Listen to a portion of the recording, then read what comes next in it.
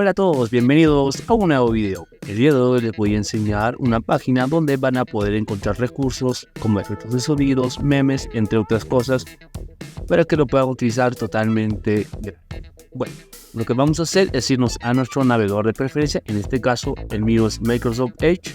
Nos vamos al buscador de Google y escribimos la palabra Mi Instance, ¿no?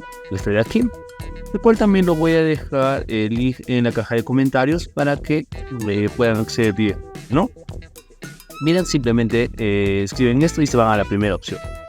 Ojo, un dato muy importante aquí, no necesita suscribirse, así que lo van a poder utilizar totalmente free, ¿no? Bueno, por ejemplo, mire, ya nos muestra aquí, y si nosotros queremos escuchar el tipo de sonido, por ejemplo, que dice Binen Bomb Show, miren, es el sonido, ¿no? Ese es y acá tenemos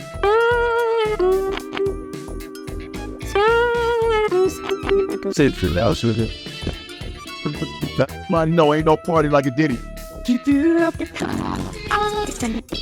por aquí, miren. Ahora lo más importante, en la parte superior les da esta opción de buscar y pueden buscar un sonido de preferencia en inglés, ¿no? Bueno, ahora por ejemplo,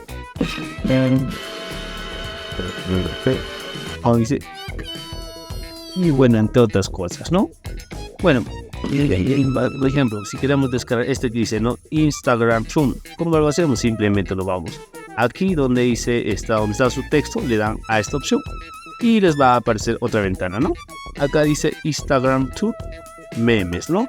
Ahora aquí nos dan varias opciones, miren, añadir a soundboard, en este caso a compartir, copy like, report, y lo más importante dice download mp, ¿no?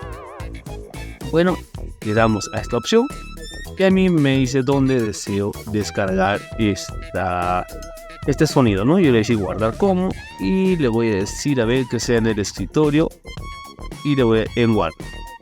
Voy a abrir el escritorio y ya tengo aquí mi sonido, ¿no? Le doy doble clic para poder reproducir y ya no ustedes van a poder utilizarlo totalmente gratis, ¿no? Espero que esta página les sea útil. Si fuese así, por favor regálenme un me gusta, y si todavía no están suscritos a este canal, esperan suscríbanse para que puedan ver más contenidos como este.